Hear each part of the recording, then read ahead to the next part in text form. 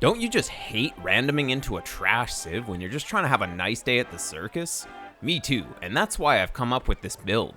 Armenians might not have the best units, but if you can get 6 relics along with map control, anything's possible. So what are we doing here?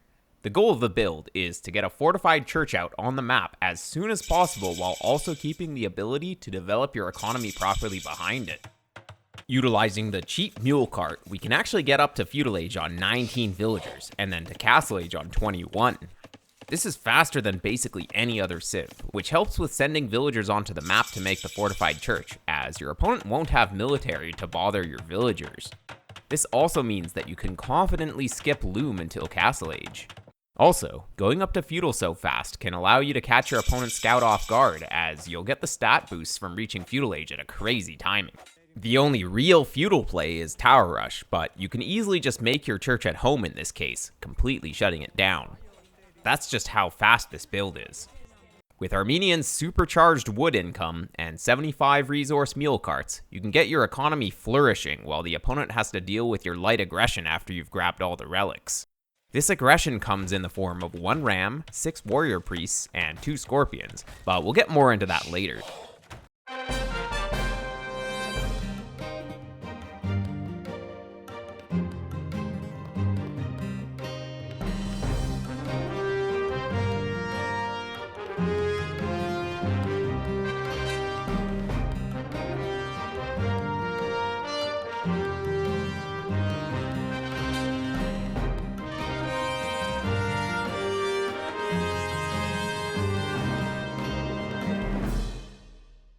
Let's check the build from the start.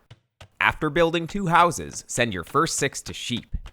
Try to push deer in as soon as possible, though the feudal age isn't super tight, so even if you take 2 sheep, you'll still be able to easily age up on time.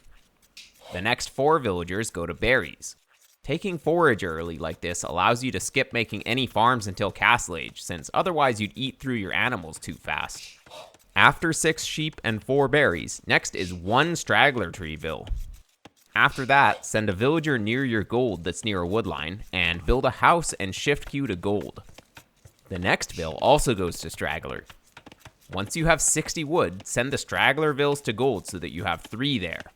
The first miner can build the mule cart.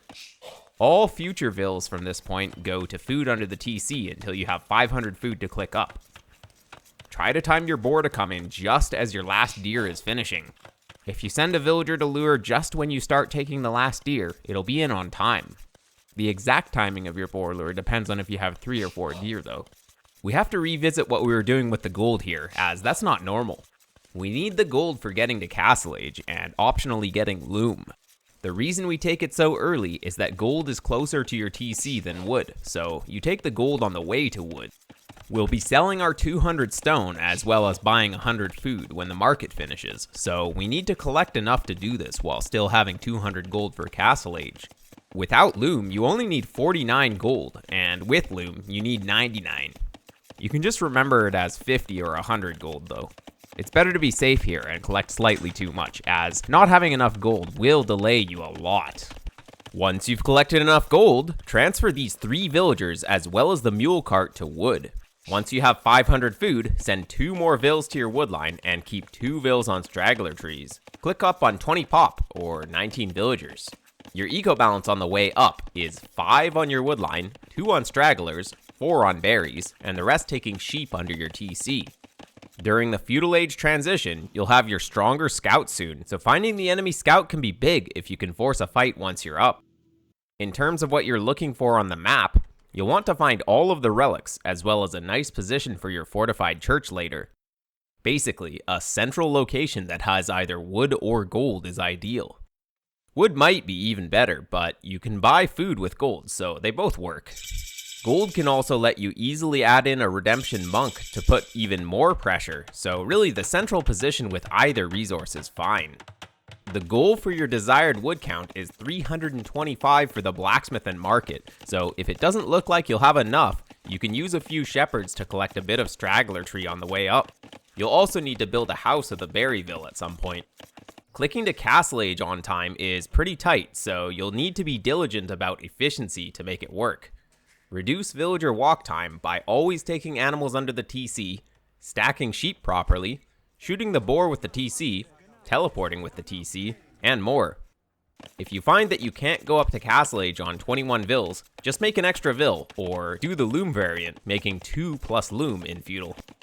On feudal, build the market with 2 woodline vills. Also use 1 woodline vill to build the blacksmith, unless you don't have enough wood. In this case, collect to 150 wood, using the drop-off hotkey to get 150 wood as soon as possible, then rush the blacksmith up with like 4 vills from stragglers. If you do it like this, then despite not quite having enough wood in feudal age, you'll still be able to get to Castle Age on time. Once you've clicked to Castle Age, ideally on 21 vills, keep collecting food under the TC until you have 100 food for double Bidax, and then rebalance your economy. Send 2 vills to your woodline, so you're up to 7 there. Also send 4 vills to a forward gold and build a mule cart there. If you don't have a gold inside your base forward, these vills can go outside of your walls, as they will be your church builders later. You just need to collect enough gold to get your first warrior priest going, which is 60 gold, so you have lots of time to get these vills going on the map. If you send them from your base when you're around 70% to Castle Age, then they should arrive to the place that you want to build the church with time to spare. On Castle Age, make the church and get bowsaw. You'll also want to start making a few farms, as your sheep should be running out. You might be able to afford horse collar, but it's a lower priority than warrior priests and vills. With Armenian bowsaw, you don't mind having to reseed farms earlier, as you'll have lots of wood. It's very easy to get housed here, so make sure to build them when necessary. So, what is our strategy for early Castle Age? We're up so fast that the opponent really doesn't have time to stop our church from going up. This church protects our exposed villagers and gives us map control. We can use this map control to launch a little attack once we've collected all of the relics. Make 2 or 3 warrior priests so you can take relics fast.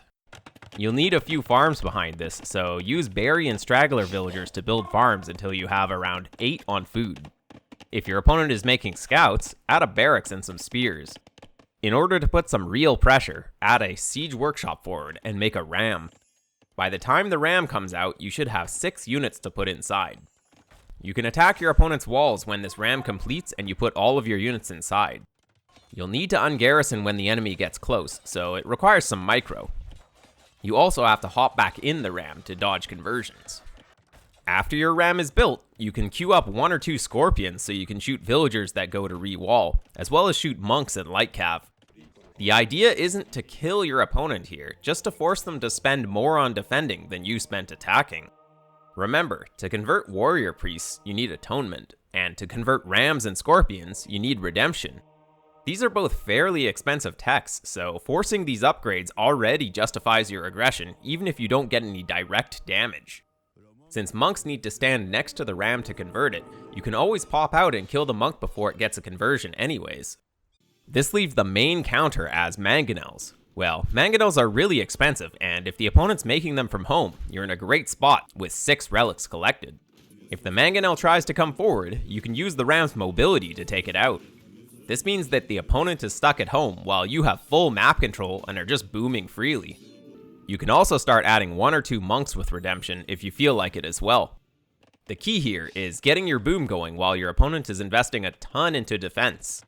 After your ram is complete, you'll have enough resources to buy back 100 stone and make a TC on wood. Then you can do it again and make a TC on stone. Using the market to buy some food, you should be able to get horse collar and add farms, and play a normal game from a very strong position from here. If you don't think you can defend your relics on the front, using warrior priests to transfer them all to your base is simple. One of Armenians' biggest weakness is that their units kinda suck. They struggle, especially against onagers, and can have to rely on skirmishers against good arbalisters and cav archers. This is why map control is so important. Onagers are particularly effective when fighting in choke points, so you really don't want to be stuck in your base against them. On the map, you can use flanking to get at least a few units onto the onagers to take them out. Warrior priests or champions in rams fill this role decently, though the micro required will need to be practiced. For an extra speedy option, you can fill a siege tower to drop units. You'll usually want to add redemption monks against onagers. This becomes less effective once the opponent has heresy and faith, but it's still worth it to go for. Anyways, there are many ways the game can go, but hopefully this build can set you up for success. Let me know in the comments if you've tried this and have had some difficulties or if it's working well for you. Thanks for watching, and I'll see you in the next one.